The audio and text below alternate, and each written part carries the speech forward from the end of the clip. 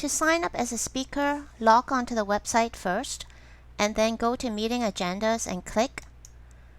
The system will then take you automatically to the agenda for the meeting that's coming up. If you're planning ahead and you want to be a speaker in a few weeks' time, go to View and Other Agenda and click on the down arrow. It'll show you a list of dates that are coming up. Choose the one you want, which is January 29th, and the system will then take you to the agenda for January 29th. Then scroll down to find the first available speaking spot. Click on Sign Up. Once you've signed yourself up as a speaker, you see this whole area will open up and you're expected to fill in the information. First up is to indicate which path and which project you'll be working on. Click on the down arrow. It will open up a list of all the paths with their projects. Now the paths, they are listed in an alphabetical order. If your path is Presentation Mastery, for example, and you want to scroll down to find your project, it's going to take some time. But fortunately, you don't have to do that. All you have to do is go to Collapse All and click. You see now only the paths are shown. So go down to find yours. Mine is Presentation Mastery.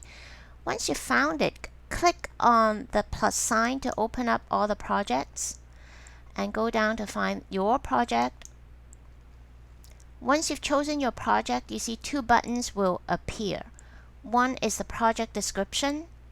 If you click on it, it's the exact project description you'll find on Basecamp. This is actually helpful for your evaluator because then they can come here and take a look to see what your project entails to better prepare themselves to evaluate your speech. So at this stage, we just close it to go back to the agenda. Over here is a button for evaluation form. If you click on it, it will take you to the evaluation form. So the speaker, you should print and bring a copy to your evaluator. So at this stage, we'll close it. Over here is your speech title. So when you know what it is, remember to enter it. Let's say mine is Vaping and Health Concerns. Once I've done it, I will save. Now, each speech has a time requirement. So this particular project is 5 to 7 minutes. You must meet the minimum speech time requirement. So in this case, it's 5 minutes.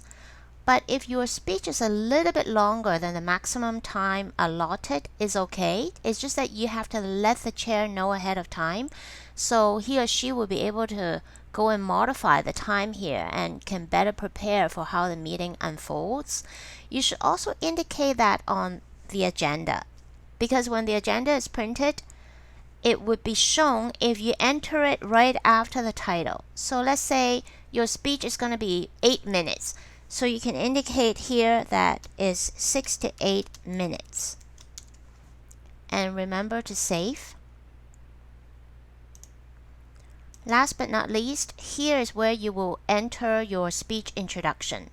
You should write your speech introduction in the third person. So instead of saying I'm going to be talking about vaping, you would say Kim Mun is going to talk about vaping, because the chair or the Toastmaster, they're going to be reading your introduction.